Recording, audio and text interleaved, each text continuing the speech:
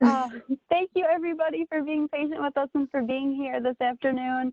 My name is Katie Earle. I'm the coordinator of the University Express program, and we're joined here with Miranda McCoy.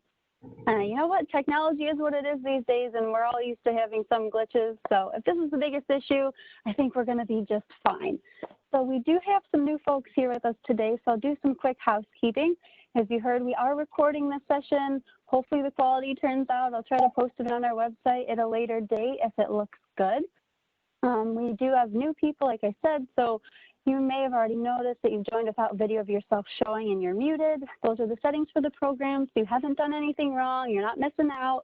And we also have a lot of people in here with us today, but it only looks like to you that you're the only one for an anonymous participation mode. So only Miranda and I could see everybody who's here today. We'll be communicating with you through the Q&A panel. So when some of you joined, it probably popped right up on the right side of your screen. You may just have to expand it, and then you'll see a text box where you can type in your questions and comments, send them right to me, and we'll try to get through as many as we can. If you don't see that, down at the bottom right hand of your screen, you should have a square with a question mark in it so you can click on. And if you're on a tablet, you'll probably have to just touch your screen. A control panel will pop up at the bottom, and you'll click on the circle that has 3 dots.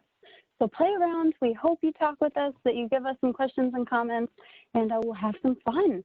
So I want to thank the sponsors of our program, which is my Department of Senior Services, BlueCross BlueShield of Western New York, Socio-Orthopedics and Wegmans for all they do to make this program possible, and let you know that Senior Services is here. If you have questions about program services or benefits for yourself or a loved one, we're at 858-8526. Now I shall introduce Miranda. Miranda McCoy is a certified health coach with BlueCross BlueShield of Western New York. She has an undergraduate degree in biochemistry from Canisius College, is in the process of completing her master's degree in health and human performance with a specialty in strength and conditioning. Miranda has done presentations with the University Express for about 3 years, really enjoys working with the community. Now we're virtual, and I'm going to toss it over to Miranda. Thank you for being here. Thank you, Katie, so much. Yes, I love doing these presentations. I know it's a little bit different for everybody now, just with the aspect of being virtual, but still being able to make those things happen is really great. So I'm still glad it's something you guys are able to provide to everybody and still have this opportunity, even with being home. And maybe you're on a comfy couch instead of one of those metal chairs. So that's even better. So today, as you guys know, we're going to be going through some strength training aspects. So talk a little bit about strength training for older adults, what to expect, maybe how to get started, what some benefits are of strength training. I always like to, and it's a little bit difficult, I know, just with being virtual, be very interactive with my audience. So, we can kind of pretend that we're face to face. I ask some different questions. So if you want to comment in on the Q&A section, when we go through the questions, maybe that'll make it a little bit more interactive for you. So one of my first, I guess, questions or inquiries that I always like to get an idea of is how many of you actually participate in some sort of strength training aspects currently. Whether it's once a week, twice a week, no matter if it's body weight exercises or something at a fitness facility. So if you can even think of that, or Katie, are you doing a poll? Perfect. So Katie is actually going to put a poll up in that Q&A section. And it's just going to kind of ask if you're currently doing any strength training. So you can just say yes or no for that. I just like to get a good idea of who we're working with and what sort of knowledge we already have. Some of the different things that we will go over today, you probably have heard about and are just really good reinforces. Something you might already know of, and it just kind of gets you to that aspect of motivation as well. So we'll talk through a little bit of that.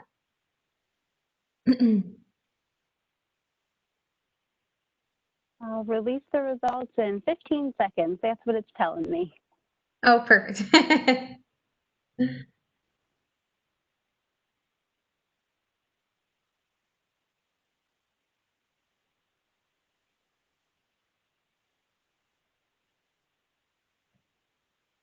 All right.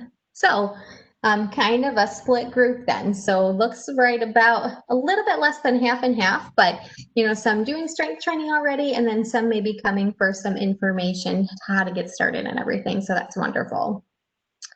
I'm going to exit that out. All right, so to get us started here, we're going to go through a little bit of what we're going to learn today. So we're going to go through the basics of the aging process, what happens, our lifestyle currently, and how it affects our future. And then throughout the presentation, you'll learn some aspects of lifestyle and maybe some different things you can put in. We'll go through what is strength training, what strength training can do for us, all the different positives and benefits about it. And then we'll go through some strength training myths, because I know that is something that pops up with a lot of my members is, what we think of strength training and what actually can happen from it. So we'll touch on at the end just some different strength training exercises you can perform. There will be just a couple of pictures, things like that. And you can do these, a lot of them are chair exercises. You can do them standing or in a chair. I will try to remember to review that when we go through at the end as well. And then we usually do a demonstration and participation. I know that's a little bit difficult today, but these are definitely things that you can take home, kind of try on your own as well, and put into your normal everyday routine. So the process of aging, kind of why do we age? So very basic, but our bodies are made up of millions and billions and trillions of cells. So as we grow, our cells multiply. Some multiply more than others, and then cells actually can only multiply a certain number of times, and then they're no longer useful. So as these cells become lost and damaged, that's when we kind of see some of the aging signs start to begin. So damage can come from, and this is something that you can kind of just think in your head. If you want to comment in that Q&A section, that's fine. Where this damage can come from. What are some different things that we do every day or that we ingest every day or something like that, that can kind of, hurt ourselves per se. And these are going to be sugar, which probably doesn't come as a surprise to most of us, as well as energy byproducts. So this is just something that as we go through life, when we're moving and things like that, when we burn that energy in our body, there's these free radicals that kind of roam around our body, and that's where a lot of damage can come from. We'll talk a little bit more about those free radicals when we talk about the food. So our bodies are actually able to repair this damage in our younger years, and then as we age, it becomes less efficient. But what can we do to combat this type of damage? So first one that we can do is obviously related to nutrition, is going to be increasing our foods that are higher in things like vitamin B, vitamin C, and vitamin E. So a lot of these different foods vary from your citrus fruits, spinach, healthy fish, so salmon or tuna. Sweet potatoes are really high in those vitamins as well. And then on the left bottom, you'll see things like walnuts and almonds. So those have really good healthy fats in them and a lot of those different vitamins as well. So if those are things that you currently have in your diet, if you're able to fit those things in your diet here and there, that just helps to really keep those free radicals down, increase our antioxidants and things like that. So a couple different normal things that happen as we age is skin changes. We'll notice maybe the bones become weaker, more brittle. That is caused by a decrease in calcium. Normally too, I usually ask a question of, does the decrease in calcium happen more often with men or with women, and then around what age? So if you can kind of maybe get a thought in your head about when that does happen, just to see if you're right or see where your thoughts are. So that decrease in calcium actually can begin as early as 30 years old. And then women are unfortunately a little bit more vulnerable to that than men are. So we may also see, just as we age, that our muscle strength kind of decreases progressively. We tend to have a decrease of flexibility, especially in our hip and low back regions. And then the activities of daily living, so things like getting out of bed, doing stairs, getting up out of a chair, carrying in your groceries, those sort of things tend to become a little bit more difficult. This might be due also to some oxygen transport. So not getting as much oxygen throughout your body kind of increases that fatigue aspect. So unfortunately, we can't prevent aging. I know the fountain of youth is still yet to be discovered. We are on a well search for that. But we can improve the quality of our life as we age. And that's the most important part I hope you guys take from the presentation. So quality of life tend to be defined as the standard of health, comfort, and happiness that's experienced by an individual or a group. That's kind of the, I guess, Webster's dictionary type of definition. I know everybody has their own little definition as well, or something that they would add into that. And one of the main factors in that is going to be your healthy lifestyle. So helping to increase our quality of life, let's first look at what we do every day, how we can make those minor changes to improve, the rest of our life for sure. So this is one of my favorite visuals. It's very interesting if you think about it. So obviously pictures of fruits and vegetables there. And it says every 35 days, your skin replaces itself. Every month, your liver replaces itself. Your body makes these new cells from the food that you eat. So what you eat literally becomes you, and you have a choice in what you're made of. So that whole thing of you are what you eat, what we've heard about, I'm sure, when we were younger and had a lot of chicken nuggets or something, our parents would say, you're going to become a chicken nugget. They were kind of right in that aspect. So we want to make sure that we're putting some good things in there. All right, so I know that the presentation is about strength training, not about nutrition, but I always like to throw that in just because it does definitely have a big impact on that as well. And eating well can actually impact how well we're strength training. So I like to throw that tidbit in there. So we're going to kind of go through and focus on now why strength training makes your whole life better. I know that sounds exaggerative maybe, but it really does. So first, what is strength training? You might have heard strength training referred to as multiple phrases. So strength training, weightlifting, resistance training, body weight exercises, anything like that falls underneath that umbrella of strength training. So it is a type of exercise that uses any form of resistance to induce a muscular contraction. So to move your muscles or move your body per se. So in turn, when we do participate in this strength training, not only does our strength increase, our endurance or our stamina can also increase, and then our muscle size increases. Beyond this, there are many positive benefits that we will definitely go through in the next slides, just because I think that touching on all of them is so important to get an idea as to why that strength training is kind of that whole body approach and why it makes your whole life better. Exercises, contrary to popular belief, are definitely safe for all ages and all genders.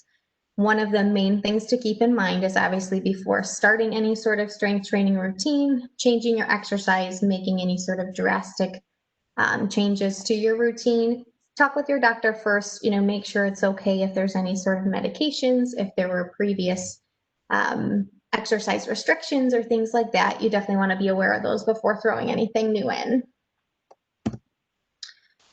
All right, so the title at the top, why should I strength train? So I'm sure that everybody definitely has heard of reasons why strength training is good. I'm sure I will touch on all of them today. And if I do not, I would love for you guys to maybe type in and put in some other reasons why strength training maybe has been a benefit to you or why you've heard it could be a benefit as well. So first couple things here. So flexibility. Flexibility is huge as we age. That's one of those things that we had mentioned earlier tends to decrease. But if we're moving every day, if we're really getting those repetitions in, our flexibility can increase. One of the things that comes up quite often is related to any arthritis, if there's specific muscle weaknesses. One of the suggestions is always to try those same exercises in warm water or take up swimming as an exercise as well. The water provides a little bit of resistance to that. So you are getting, even if it's a cardio-based class, you're still getting some resistance and strength training there, and it tends to be a little bit easier on the body. Your muscles become stronger. That's obviously one of the main reasons to strength train. And then your bones actually go through a mineral loss reversion. can really help to take those from, osteoporosis and things like that and improve that condition. And not only just improve, but kind of reverse it as well, depending on what sort of approach you're coming from. So highlighted at the bottom, lots of stars around it. I think one of the most important reasons why we should get strength training in our daily routine is those activities of daily living that we spoke about earlier. Those things, climbing the stairs, picking up your grandchildren, chasing your grandchildren around, getting those groceries indoors, walking up the stairs. Those activities of daily living become more efficient. The stronger we are, the better our stamina is, everything that comes from that strength training addition. All right, so there are definitely more reasons why we should strength train. So some of those are risk of mortality, your osteoporosis and arthritis, frailties, any sort of imbalances. Those we definitely see a decrease with, which is huge for a lot of people. One of the most important things as well, and something that a lot of us don't even realize that we have, is that energy increases. Sometimes we get very focused on how we feel day to day that we don't realize that we don't have energy, or we don't realize that we're not feeling as good as we could. So throwing in that strength training, you can really see that increase in energy and that overall feeling. Another great thing to point out is that reduction in any falls. So as we age, that's one of the things that comes up as a concern with a lot of my members, is that aspect of balance and not wanting to fall, not wanting to break anything, etc. So incorporating strength training into your routine helps to improve your balance, your coordination, and then overall just maintaining that independence and freedom if you can continue to do those things for yourself on a daily basis. Moving a little bit more into the psychology aspect of strength training, or more the emotional aspect, is strength training has been proven to have a positive mental and emotional health impact. So we've seen things like depression reduction of depression, self-confidence gets improved, overall sense of well-being or just a day-to-day mental health improves, as well as sleeping. A lot of members see with regular exercise and regular training that they sleep better, not necessarily sleeping longer, although that is a benefit for some people.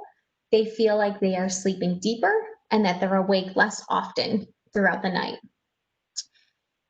This is something as well, another positive of strength training that many of you have probably heard in some capacity, maybe not in regards to the muscles, but maybe something else in your life, that use it or lose it mentality.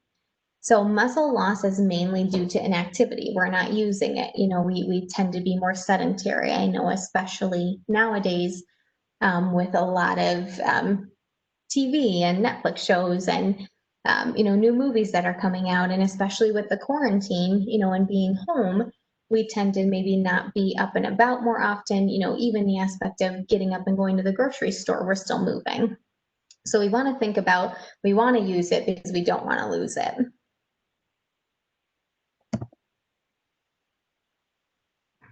I think the last thing that I have here for a benefit before we move on to the other aspects is going to be regarding metabolism. So a lot of members bring up the fact, especially if your main reason for wanting to incorporate strength training is due to maybe weight loss or weight management, it's a great way to increase your metabolism. One of my favorite quotes that I've kind of stumbled upon throughout my research is, "You're only as old as you feel."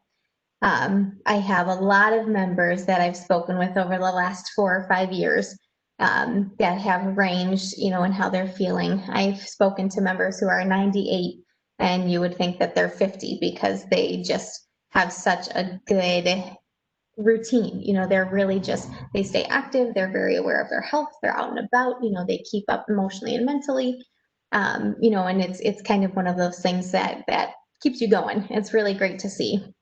So making sure that you feel good on a daily basis is important. So chronological aging does not indicate physiological aging. All right, so one of the things or questions that I also get as well is, where should I strength train?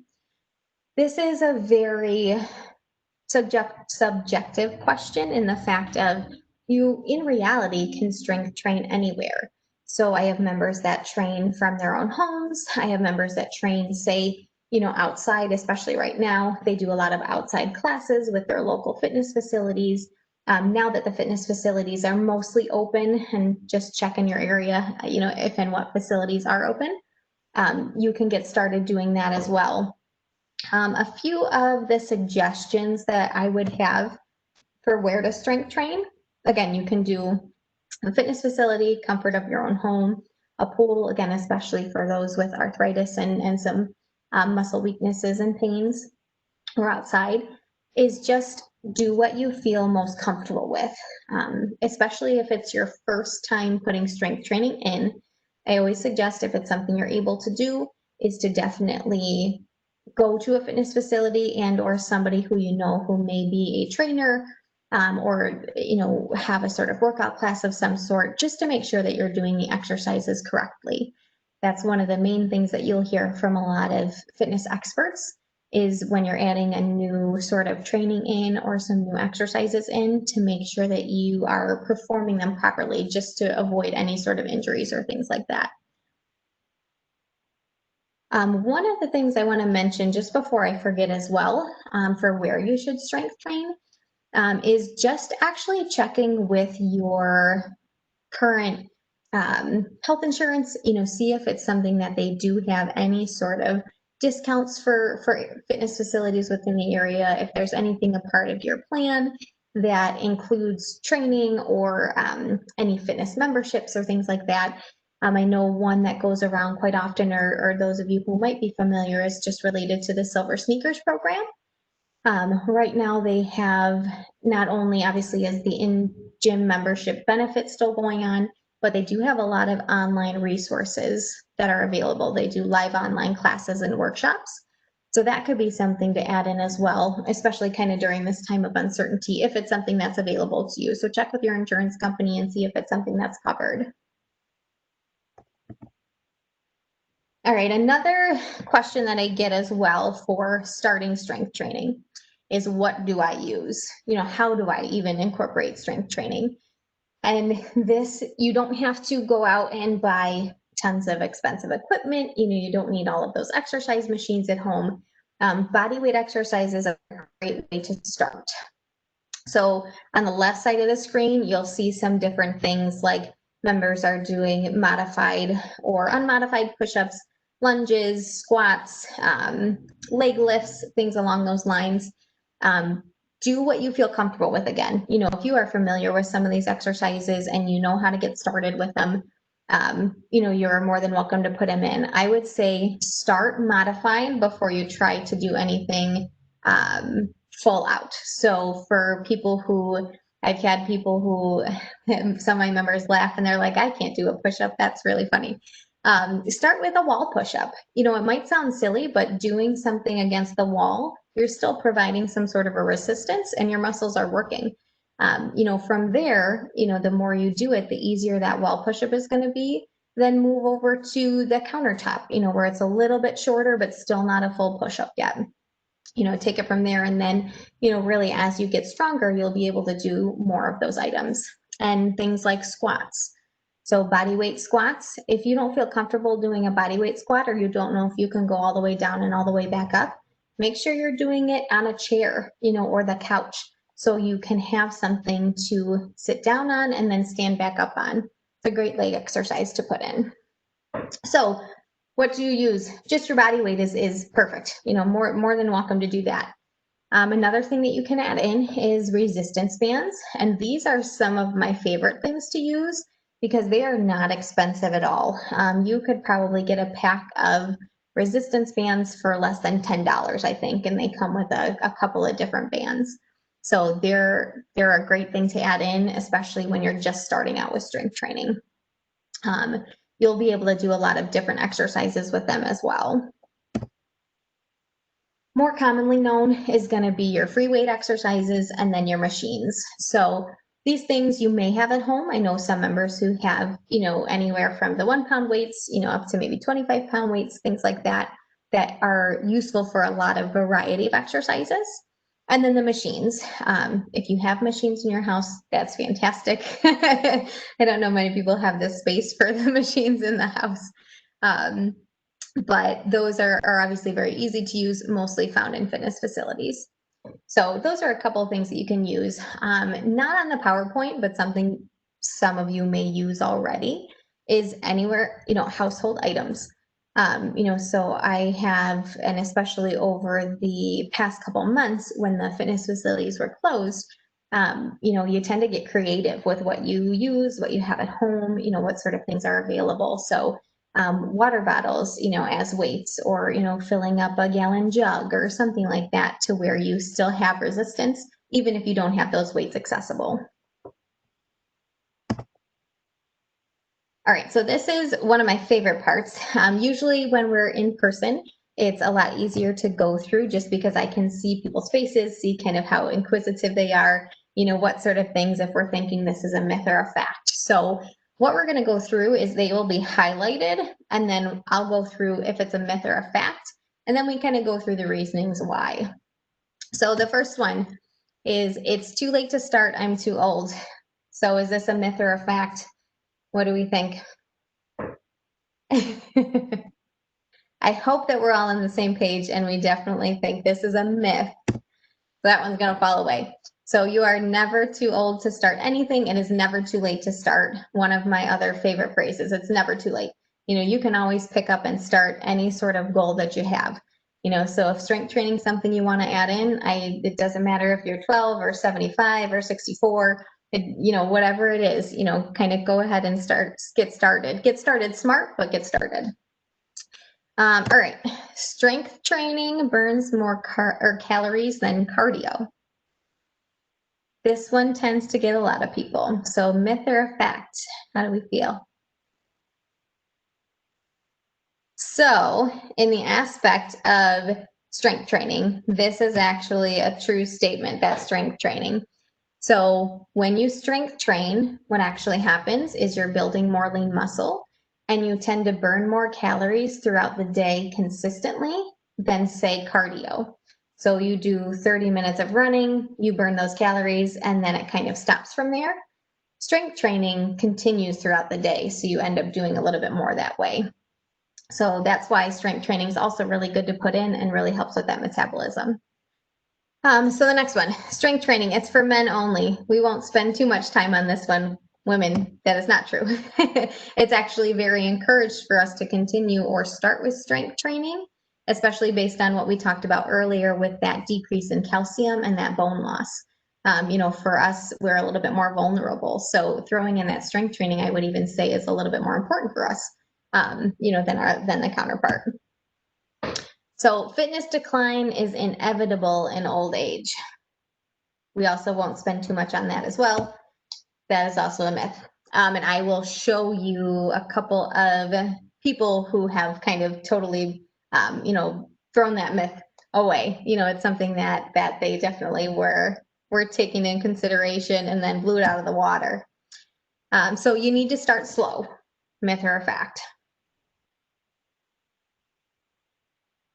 That one is a fact. So with any sort of changes that you're making, whether it be with strength training and exercise, nutrition, any sort of thing you can think of, you want to start slow.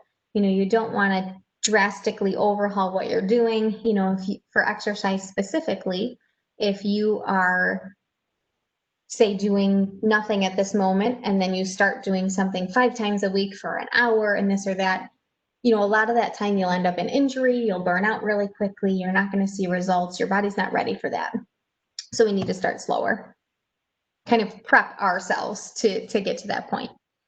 Exercise is safe for someone my age, myth or a fact. I know a lot of people tend to think that is a fact. I do get a lot of questions about what's safe for my age, this and that. And kind of going back to what we said before, way at the beginning, is any type of exercise is safe for somebody at any age and any gender. Just thinking back to your current conditions, anything related to medications that you're taking, chronic conditions, muscle limitations and things like that to consider as well, obviously. So I'm sick or I have a condition and I shouldn't exercise. So this is what a lot of people tend to think about, when they feel like they shouldn't exercise. And this is a very gray area question, I would say. So yes, if you are sick or have a condition within reason, exercise can actually be a very important part of helping and maintaining those conditions and actually improving those conditions. Again, if it's something like a heart condition or, muscle condition or things like that, those are obviously things to talk to your doctor about, make sure you're doing the right things and going down the right path. But for chronic conditions like blood pressure, cholesterol, diabetes, things like that, the strength training and exercise is actually very important to help maintain and improve those. So I would say that's technically a myth. Exercise is definitely important in those. You will see results gradually. This, unfortunately, I think human nature of us to believe is that we are wanting things quickly. We want to see results now or maybe tomorrow if we're that patient. So seeing results gradually is something that is an expectation of when you're doing any sort of changes, especially with strength training. One of the things I like to describe to my members about is we see ourselves every single day. We wake up, we look in the mirror, we brush our teeth, we kind of go about our day. So even when we are making progress, it's very difficult for us to see that progress because it is small a long time. When you see, I have members that have stated, oh, I saw my friend, I haven't seen her in a month, and she's like, oh, did you lose weight? You look amazing. They don't see us as often, so they see a bigger change. For us, we see smaller change. So expect results gradually and just stay consistent. That's where you're gonna feel the best as well. So I have two people here that I like to use as inspirations. This is Ernestine Shepard, and this is something that she wrote from her website. But it says, in her youth, Ernestine is said to have been a prissy girl with little interest in athletics or exercise of any kind, so no past history with exercise. As a 56-year-old, she was sedentary. She was a school secretary. She referred to herself as a slug who had never worked out a day in her life. Starting slowly and building her body step by little step, Ernestine, over time, completely transformed not only her body, but her life as well. She has never been happier, and she trains mostly senior women 5 days a week and lives to inspire senior women to reach their physical potential. So this is a member or a person who really had that motivation to go far. She's a bodybuilder. She's a professional bodybuilder. Obviously, that doesn't have to be the sites for everybody.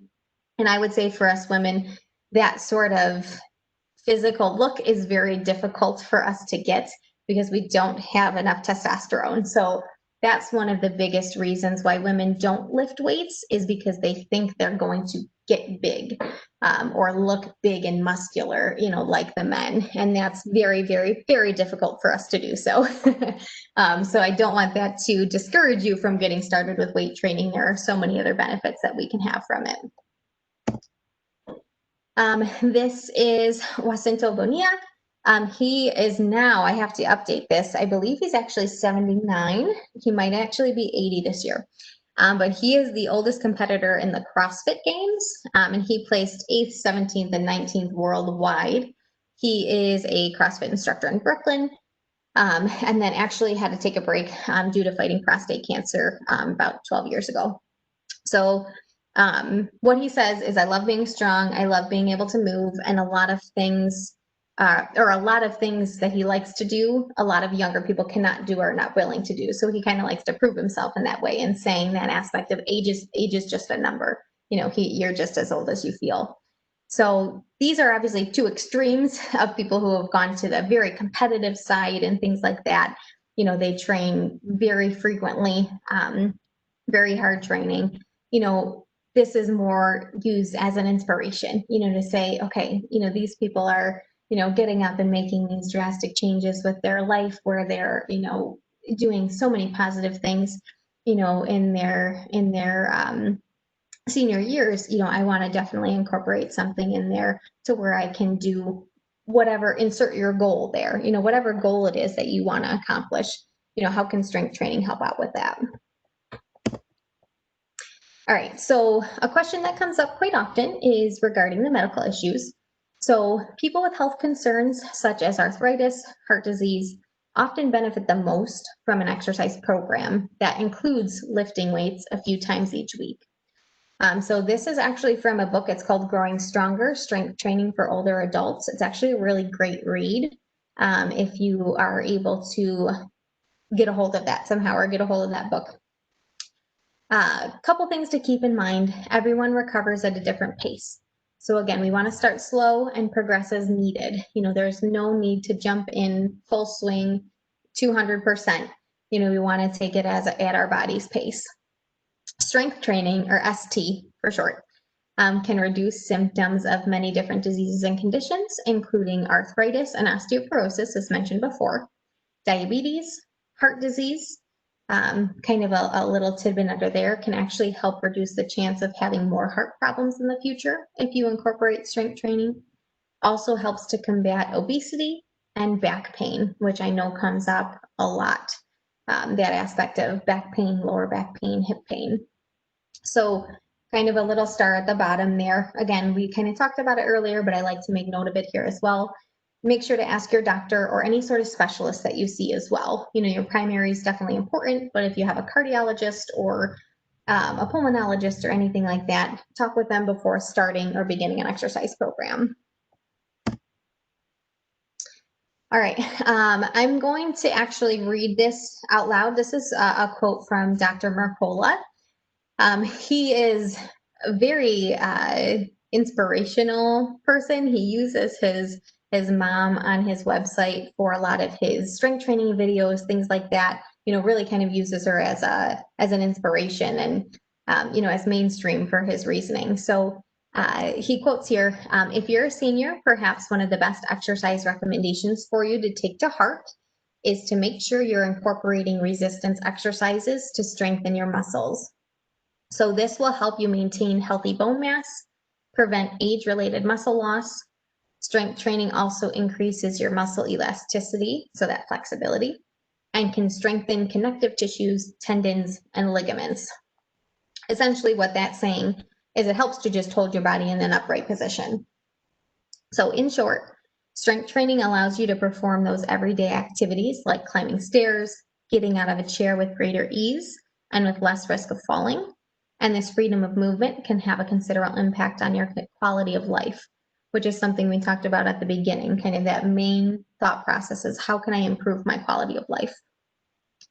Strength training also produces a number of beneficial changes at the molecular, enzymatic, hormonal, and chemical levels in your body. So dealing with slowing down and reversing diseases caused by those sedentary lifestyle. Diabetes, Alzheimer's, osteoporosis, heart disease, some we've mentioned before. So we'll get into just some examples of exercises without equipment. So again, what I stated before is you'll see a lot of these exercises, or I believe all of these exercises are done from a chair. Now, this doesn't mean you have to do them from a chair. If you feel comfortable standing, if you have great leg strength and things like that, a lot of these exercises you can also do standing. I always say, because this is kind of a feedback that I get is, just because I'm a senior doesn't mean I have to sit in a chair. And I always suggest too, if you're walking around the fitness facility, there's a lot of those big and bulky weightlifters and the men and women in the weightlifting section who do a lot of exercises on the benches. So it's just helping you isolate a body part as well. So it doesn't mean that you can't do them standing, but it just helps to isolate that body part further and strengthen that muscle.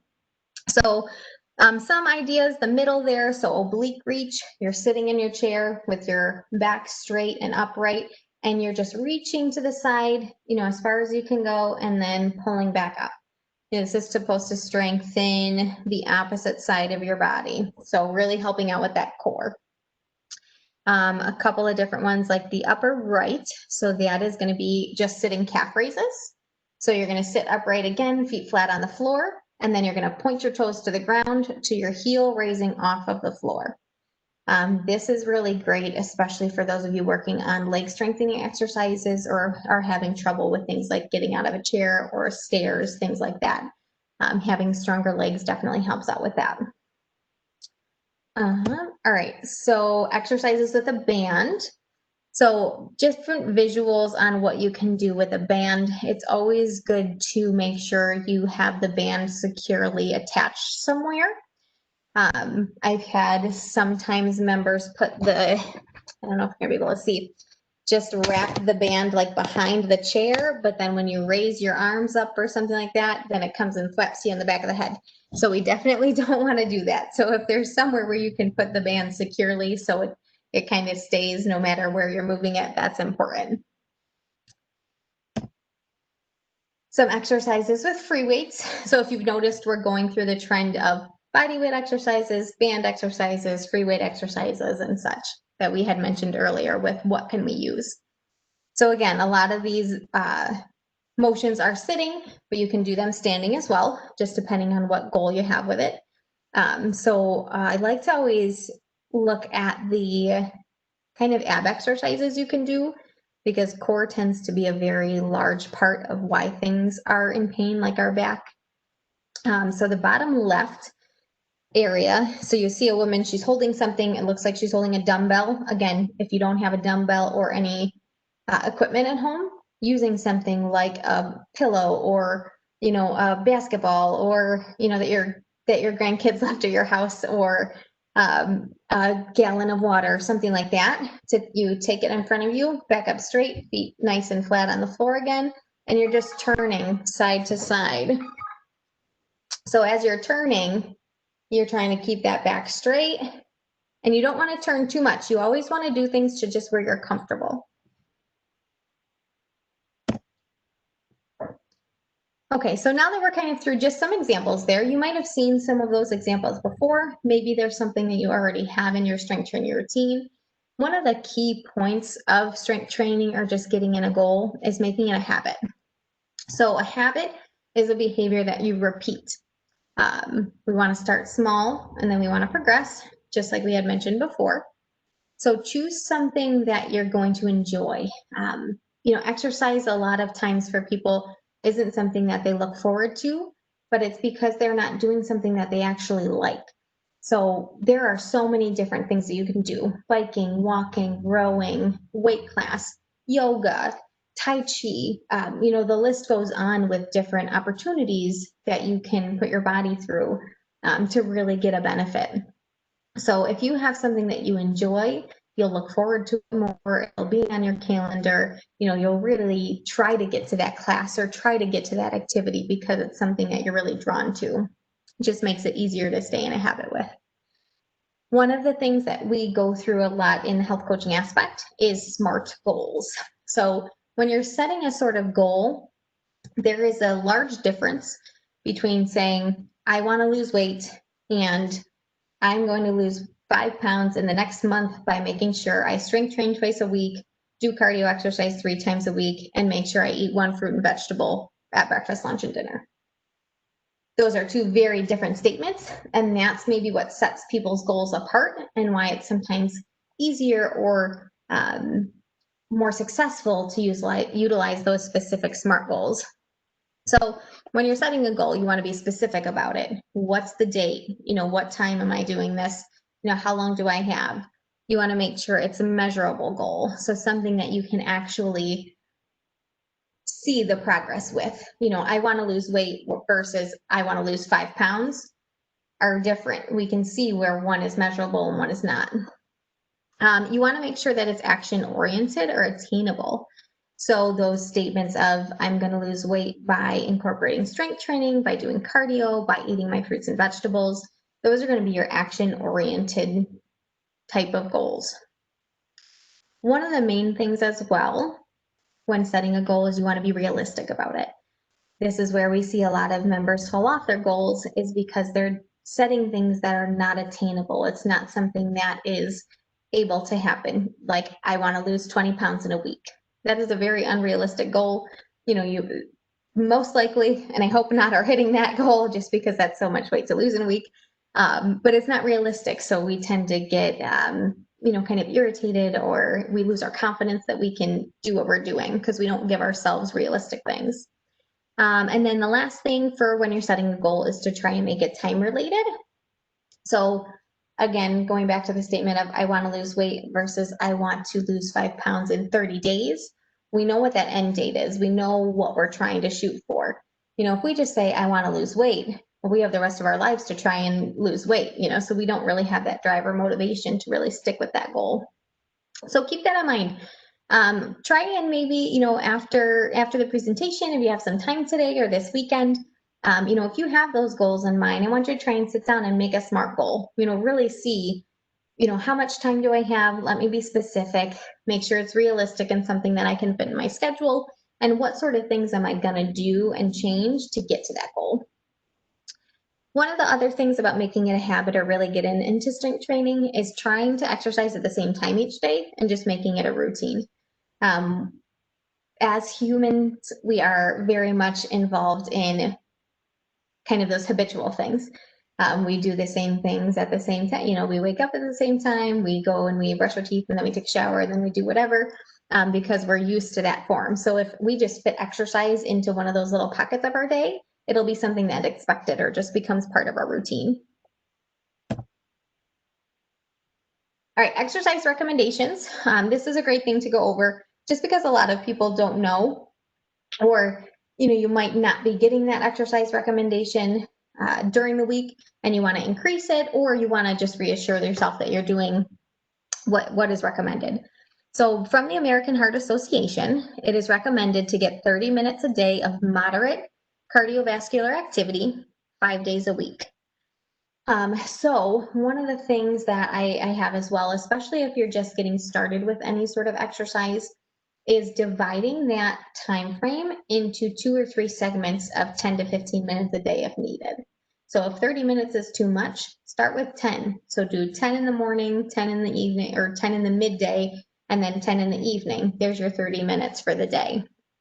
Sometimes that's easier for people as well. If you don't have a solid 30 to 45 minutes to exercise, breaking it up into smaller parts throughout the day makes it more feasible. Or instead of 30 minutes a day of moderate cardiovascular exercise, you can do 25 minutes a day of more vigorous activity 3 days a week. So moderate activity is going to be, bike riding, if you're doing any sort of walking or fast walking.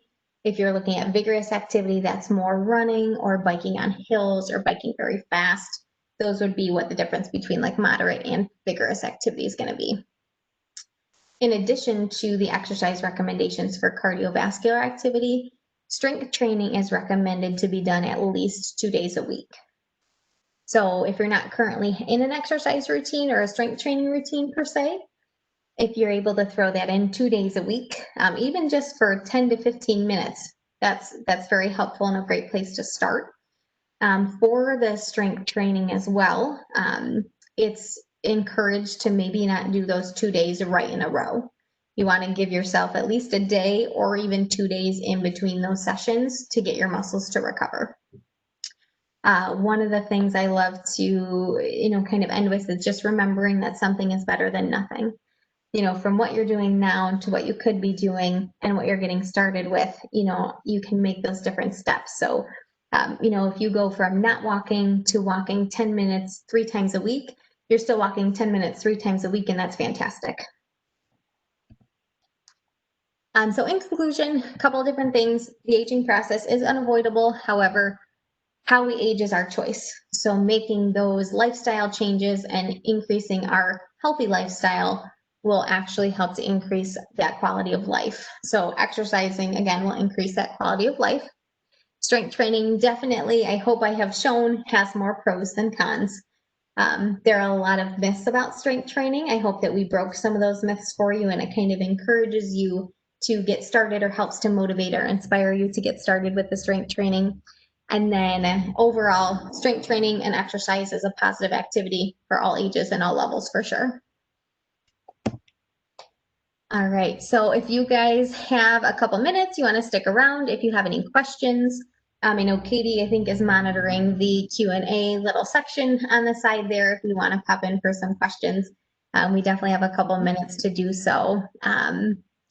I wanted to just take the time just to say thank you guys all for stopping down this afternoon. I know, again, it's different than normal. However, it's much appreciated. Sounds like it's something that was needed. If you do have any other questions as well and want to ask directly, you're more than welcome. But again, thank you guys for taking time out of your day, especially it's a really actually beautiful day today in my neck of the woods. I don't know about if everybody else's neck of the woods. So if you can get outside and get that last little bit of sunshine before the winter sets in. I know, go out and get your walk in. Well, thank you, Miranda. It's a beautiful walking day for sure. Yes, we do have some questions and comments here. Okay. So these are from the beginning. We have a person that just restarted weight training. We have a person that's at home lift weights. Someone was wondering if we were going to show any exercises, which we did. A person liked your tip, which I'm assuming was about the stretch band on the chair so they don't get snapped in the back of the head. Yes. I have a question. Does gardening count? Gardening can count within reason. So I guess it depends on how intense of gardening you're doing and or what you're doing during your gardening. So for example, I guess, some people think of gardening in the fact of, going around and just watering their plants. I wouldn't necessarily say that falls under the aspect of strength training. If you're taking the gardening to the fact of, you're doing all of your plants, you're picking weeds, you're doing those types of things. I know there's a lot of up and down movements. You're getting up and down quite frequently. You're kind of digging in the dirt. That's definitely causing resistance, especially in your upper body for that. Thinking, I guess, on how often you're doing those things, so if you're gardening for 5 to 10 minutes just once a week, I would say definitely adding in some other forms of strength training. If you're doing gardening quite often or it's kind of an everyday task, gauge how you feel. Sometimes, and this goes for not just gardening, this goes for any sort of activity that we're doing. I do speak with a lot of members that say, oh, I do a lot of exercise every day, and it's just their mainstream of walking or things like that. And somebody brought it up to me once about, have you ever seen an overweight mailman or male woman? And I mean, we have, but they walk quite a lot, but our body gets used to what we do every day. So if you feel like you're at a standstill or a plateau in any way, if you feel like you're not getting stronger or there are things you definitely could improve on, throwing in, something new is definitely encouraged, say on top of the gardening or whatever else activity that you do. Okay, thank you. The next question I'm seeing is how many minutes should we spend on strength training? So when you're just starting out, anywhere from, I would say, 5 to 15 minutes on strength training is good. Just doing a couple of exercises at a time. So, Katie, are you still there?